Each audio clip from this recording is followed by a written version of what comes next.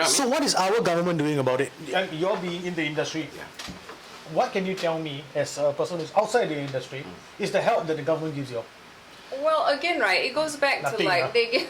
No, I wouldn't say I mean, nothing. they do have more. There are more grants available. That's I mean, there true. are Yeah, like IMDA, SGIF. You know, we have Okay. a few like MCCY. MCCY, What? Okay, our yes. web series, not Yeah. fair. The web series, not the short film, right? Not how I started. But the web series was funded by MCCY. But then Through the again, Harmony there's Fund. always like What is this MCCY? catch.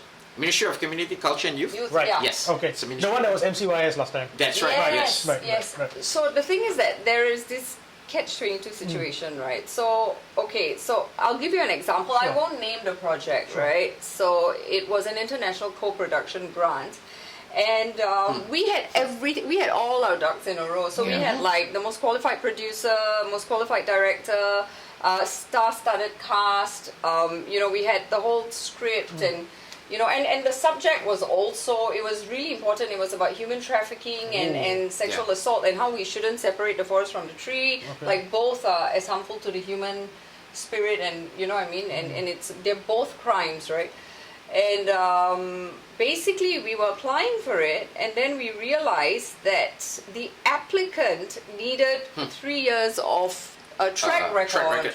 And it was quite unfortunate because then it goes back to like, okay, so it's the filmmakers that you see all the time that gets the grants, that gets their films funded, they keep getting the grants, right? Because they have the backing work. Yes, because they have the track record. But then my question is, if How you're did you get not there? if you're not funding my films, Yeah. then how am I going to have the track record? You know what I mean? Because I'm not getting the funds. But then I guess like the answer to that would be, oh, but we do have first time filmmaker grants. But I think Okay. there's one. No, I'm still, not sure. even with first-time filmmaker, you Yeah. need to pass a certain threshold. So Oh. there's all this threshold, right? Yeah. Of of acceptance. Yeah. And the problem with that is that even if you tick all the boxes, and you might be in the industry, and the problem with this is the applicant company. So it doesn't matter if you come in with your individual experience. Okay. Yeah. If your registered company does not have the track record It based on doesn't matter if Francis Ford Coppola was our disqualifies you director. from it, Yeah. You have to come with the track record. It seems like there's a lot of technicalities that Yes. prevents. Is there any open discussion with the boards? Yes. Yeah. Yes. So we can yes. tell them this? Yes. Yeah, So yeah. they are open to feedback and Yeah. suggestions. Yeah. But you know, I'm not there, you know, on the ground running, and I don't know what their challenges are. I don't know how it really works. Well, but, okay, you know. okay. So we by the same token, Sure. I want to be clear. Like there have been increasing support for Yes, filmmakers. yes. We have seen a lot of filmmakers. You know, again, I mentioned Nicole Midru Woodford, Chai Wei's Wonderland. All of these films were in part or hugely subsidized or hugely Yes. funded by IMDA and Yes, you know all this. yes. So there have been, right? But Yeah. can there be more to be done? Absolutely. Oh, What about outside of government? What about private funding? How does that work? It's not. Again, it's the whole concept that the film industry, we don't have a film industry, right? So Yeah. if you're an investor, you're not looking Yeah. at film to generate money. Okay. So what you're looking at is you would put your money elsewhere, I'm Yeah, sure. Like if you okay. were a billionaire or millionaire, right? I mean, I don't think a Singaporean filmmaker is the filmmaker you're gonna back up, right? Because I mean, you're better off like with backing up a Korean or you know someone in Hollywood because you know like I might make my Make it money back. back. So now, let's say that you were in the position of the government now. Yeah. Okay, so you are the one setting the requirements for the grants. What would be a good starting requirement that will cut the red tape that you guys are facing? At the same time, will be fair across the board also. You know what I mean? yes. Yeah, I because would. you go ahead. gotta filter out the good ones from the bad ones, and I think that's also where the track record comes in, right? You How know? much are we talking about the budgets for, let's say, an independent film that you make? What are we talking here? Well, I mean, It really are depends. you talking about IMDA funds? No, or? I'm talking about how much does it cost to produce an independent film? It All in. depends. It depends on the it film. depends on the story. It Yeah. depends on I'm sure. you can make a film for 10K, Yeah. right? If it's in a like what Lockdown was, basically in a space, right? So Yeah. we played with that. Okay. But of course, like the more you have to, and of course, huge chunk of a film budget is towards the post-production. So right? definitely. So Yes. can I say that a short film like Lockdown Yeah. cost you 10K at Yes. least? Yes, It did. it costs us 10K just for that, because of the sound, And sound this was all design. thanks to family, friends, and Yeah. you know us pulling out from Yeah. our But- own bank accounts. So And it's how not- long was that film? 20 minutes? It was about 28 28 minutes, minutes, to give be or exact. take. And But that's 10K right there. yes, Yes. So and yeah. Not Fair was 6 minutes, and that was about Okay. 3K. You know what I mean, give or Okay. take. But Yeah. of course, if you were to ask me how long it would take, I mean, how much it was going to cost for us to make Lockdown the feature, which we're working on now, and you know, thankfully we have a director who's very interested, and he's setting up a meeting with a studio. We're really hoping it all goes well. And Silent Vengeance, the one about you know the Yep. vigilante Yep, females yep. who are you know they are basically killing sexual perpetrators. I mean, those budgets. I mean, it's interesting, right? Because when you think Hollywood, those would be like, Yeah. No, I mean, you know, like I don't know 200, how many. easy. Yeah. 200 Yeah. million, easy. Yeah, Yeah. easily, But, right? yeah, but but- for us, right, we've got to go like, okay, think of a Singaporean budget. What is a which we Yes. shouldn't have to think like that, right? So we would go like, okay, maybe let's No, but we kind of try. have to think like that though. But you know Yeah. what? Because we cannot be thinking 200 million. That's true. Yeah, But you know yeah. what's funny is we went to the Asian Television Forum Sure. market, right? Yeah. Last November. Yeah. Yeah. So we brought all our decks and all that. We did our calculations, right? And we showed to, and they were very interested. That we pitched to an Indian production company. Okay. A We pitched Thai. Thai, Okay. Yeah. Korean, Japanese. Nice. and all of them loved one or both, Yeah, or you the know, concepts. the concepts That's and what we told you the about, decks yeah. we presented to them. But the moment we showed them the budget, budget. Oh. they were like, "Are you guys Yeah, like, Real? oh, so are you budgeting? Like, oh, what is this Really? about? Why is the that you know, amount?" Like yeah, they started questioning like, how our did you even make this film? yeah, and it impacts us in a very negative way because they started to doubt, like, do these guys actually know yeah. what Do they're they doing? even know how to do a budget were you breakdown? asking too low or too high? Too low. Too low. Because again, right, going It back to scared like. them. Yeah. It actually scared them. They're like, Yeah. okay, do these guys actually know But how? you see, I think it's how we've been conditioned. Where it's Yes. okay, our budget, right, should be like, okay, we can't go too high. So Because you're going to chase them off. And then it gets the other way around. Yeah, but when it's here, too high, and you chase them off. When it's there, too low, and they're like, okay, these guys Over have no idea here, what they're doing. if I You know were what to go to them and go, oh, my film is going to cost you 300,000, and be like, oh, you need to lower the budget, which we've gotten here, Yeah, right? yeah. But like, you And go to true. like international, Yeah. like, you know, buyers or whatever, and they're like, what? Are you sure? Have you done your budgeting right? You know, so Yeah. it's interesting. You guys have a lot of work to do. We love the creative side of things, but your calculations. Yeah, yeah. Couldn't you get back to them? We Well, can. Like, say, you know Of what? course we can. I'll call you again next week. I mean, the opportunity is there. You know, Yeah. that's what I would think of doing. Yeah, lah. But yeah. whether or not it's already sour by then, you don't know. Yeah. You know, Yeah. what themes do you find most compelling to explore in your films? Or you're talking Great to question. two people who, Yeah. who Go like nuts. very like-minded, Yeah. but also completely different. So it's so interesting. For me, it's always social issues, Okay. right? And it goes back to why people always ask me, "Oh, do you do a lot of research and blah blah blah blah blah?" And I always tell them, "No, my life was enough research." You know. So I mean, you talk about like trauma and healing and pain, depression, addiction, whatever, right? So I tend to always want to make films that can either change or save a life. So that's like my final goal when I make a film. I'm like, if my film can change or save one life, I'm good, right? So it's always like social issues and the human psyche.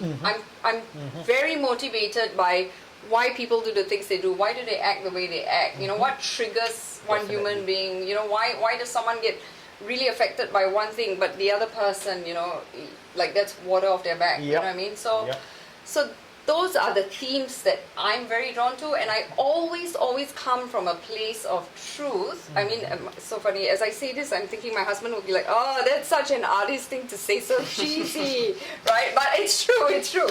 I do always write from a place of truth, and if anyone is starting out, right? If you're starting out, right, don't write about things that you know nothing about, because course. you're not gonna do the audience justice. You're not gonna do yourself justice. It's gonna be very, very difficult for you to do. So start with the things that you're familiar with. If it's family, write about family. Okay. You know, things like Yeah. that. Yeah. No, it's What about great. your take on that? Well, so my favorite filmmaker is Paul Thomas Anderson. Okay. And one of the reasons What why movies did he do? So he did films like The Master, There Will Be Blood, Boogie Nights, Okay. Punch Drunk Love, Okay. right? Phantom Thread. So what I love about Paul Thomas and the kind of films that I love are films that are unvarnished or unpolished, that sets. So they tell the brutality of life, right? And Okay. they are true about it, right? So when I say brutality of life, I don't mean slaughter or what's happening in Gaza or what's happening in Ukraine or whatever, right? I don't just mean that. I mean the true nature of life. I get you. Yeah. Right? Yeah. So they're not trying to put a smile on your face, right? But just because they don't put a smile on your face, it doesn't mean that there aren't happy moments in the films, 100%. Yes, right? yes. And I love that because there's a certain level of comfort, to me at least. Because when I watch his films, I never felt like, wow, that's, if only my life is like that. Or it doesn't, it feels very comforting because, I know people who's going through that, or I went through that, or I don't feel alone when I watch this film. And there's a certain level of comfort there. I love films that again show the grime and the dirt of life, the truth. Again, that's one thing that I think that's why we tend to develop very similar, you know what I mean, like in terms like, because I also go with like, you know what, I'm okay with a happy ending, don't get me wrong, right? I mean, by all means have your happy ending, right? Yeah. But show the truth, right? And I think this happens as an adult. I think if I was a filmmaker in my 20s, I would probably make films that cover up, all the dark in the world and put a plaster over and blah, blah, blah, right? But now, like, being an older woman, I'm like, you know what?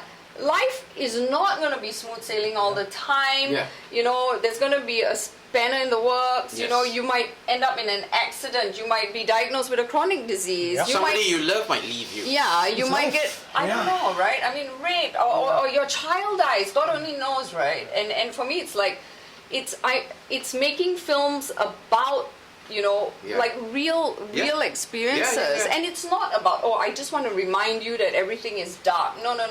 I think what we go with is like we just want to go with human experiences. Real. Yes, very human experiences. So very I real. love, very real, absolutely. And like characters were flawed, like have flaws, and you're not papering over it. Like in The Master, where Joaquin Phoenix character, I mean, one of my favorite films, right? And he's this lost, aimless soul after the Vietnam War, right? And he met a Ron Hubbard, or the founder of Scientology, right? Scientology. The Philip Seymour Hoffman's character is based on that guy, and so it's a battle of that. It's a battle of philosophy. It's a battle of, and I love that film so much. I watched it 4 times. I need to watch it. I think you would enjoy it, right? And I remembered like. Back then, before I knew her, right? Back then, I told everyone I want to watch this both as an actor and a film lover, and someone wants to develop his filmmaking style, and no one wanted to watch it with me. So I watched it 4 times at a screening room. There used to be a screening room at An Siang Hill. There was this, right? And I watched it 4 times alone. But every time I watched it, I discovered more about humanity. And I feel like films like that, really, I'm a huge fan of that, which help us in crafting some of the stories. And you were very sweet because when we sent you lockdown, you watched it right away, which we were like, wow, he's really sweet. You watched it right away, right? And you loved it. I did. And like we were going back to saying, right, the local audience really likes these kind of films because every time we had a screening, it was a huge success.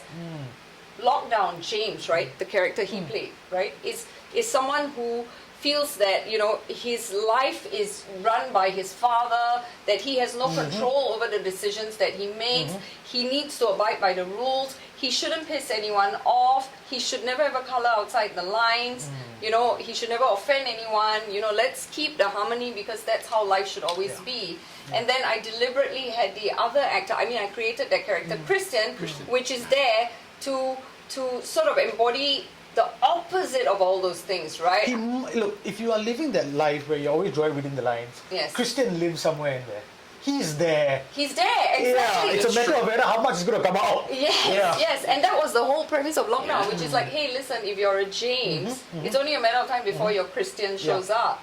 You know what I mean? Because you will realize that, being comfortable with comfortable is not how life works. You got to learn how to get comfortable with the uncomfortable. You know what I mean? Life Sit down is with your hard. pain. Life is hard, And like when you say the brutality of life, and you don't mean it in the terms of war and stuff. Because everyday life is brutal. It is. It sucks. That's People have miscarriages happen. Heart attacks happen. Yeah. Cancer happens. Yes. Yes. Life is hard. Your spouse cheats. Yeah. Right? Yeah. It is what it is. Yep. Yeah. Yeah. Wait. What do you hope audiences take away from your films? Both locally and globally, because eventually, Ooh, that's a dream. Wow, that is such a good question. And they always say, right, when the guest is pausing, that means it's like, how do I answer this? Because there's so many parts to the question. we have time. Yeah, go ahead. Yeah, what do What do you I hope your hope audiences the take away? audience take away? Oh, for me, it's embrace the truth of life, the good parts and the best and the bad parts. Yep. So that is what I would say. I would want my audience, right, to Okay. accept and embrace the good and bad of life, Okay. and be okay with the things that you struggle to talk about, cancer, death, grief, depression, suicide. For me, like, I want, whether you're the local audience or global audience, I would love, right, that you get to a place after watching one of our films where Yeah. you go, you know what, it's not good or bad, it's life.